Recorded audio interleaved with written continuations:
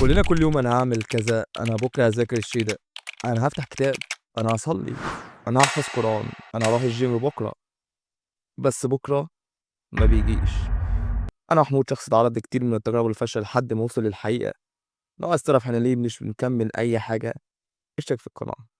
كتير بنخطط أهداف كتير، بنكتب حاجات لازم نعملها لآخر السنة، أهداف كتيرة أوي، أنت ساعات أصلًا بيكون عندك رهبة أو عدم إدراك إن إيه اللي باكتبه ده أصلًا.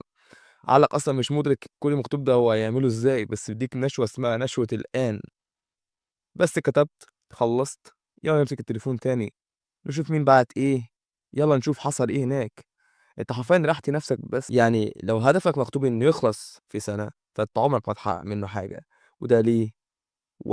لسه في وقت، هتفضل طول السنة فاكر إن لسه في وقت لحد آخر 3 شهور، ولمّا تبتدي تبُص على الأهداف وتحاول تعملها تلاقي نفسك بتعاني، إيه كل اللي أنا كاتبه ده؟ هتتعب، هتكسل، هتعدّي سنة تانية برضه من غير إنجاز، وده اللي حصل وبيحصل مع معظم الناس. هل كتابة الأهداف غلط؟ كتابة الأهداف شيء صح ولازم أصلًا، لكن هو إنك تكتب أهداف أصلًا فوق القدرة اللي اتخلقت بيها، ده تشويش لعقلك، وبدل ما يحاول هيريحك ويدّيك دوبامين يساعدك وأنت بتكتب، ويدّيك شوية تخيلات، لو وصلت هاتجوّز، هاخلّف، هيكون عندي عربية، هيكون عندي فيلا، هاسافر البلاد اللي باحبها، هاخرج أشتري تليفون ولاب وأروح. استنى عندك، هو أنت بتعمل إيه؟ عيش الواقع، أنت لسه تحت في أول دور، أنت لسه ما وصلتش لأي حاجة، الوهم ده مش هيخلّيك تحقق أي حاجة، بل هيخلّي المصدر الوحيد للسعادة مش الوصول أصلًا، بل التخيُّل، وساعتها عقلك هيقع في الzone ده ومش هيخرج. الحل إيه؟ اكتب هدف بس، بدل ما يخلص في سنة خلّيه شهرين، 3.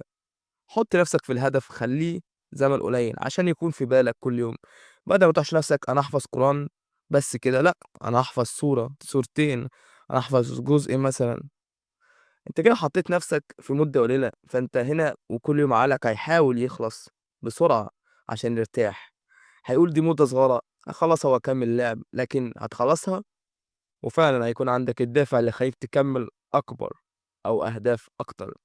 أنا هاتعلّم إنجليزي، أنا هاتعلّم ألماني، أنا هاتعلّم أسباني، غلط، كل ده ضغط على دماغك، ركّز على حاجة واحدة الأول وفنّط في الطرق بتاعتها، أنا هاتعلّم مستوى A1 في اللغة دي، أنت كده ركّزت على هدف معيّن، الطريق الصح أنت مش سِبت عقلك يفنّط الموضوع، أنت ركّزت على هدف، فنّطته، شُفت الطرق، أنا هابتدي بالمستوى ده. أهم الحاجات اللي لازم تركّز عليها، أول حاجة قصّر لمدة الهدف، وصول أسرع، وصول أقوى.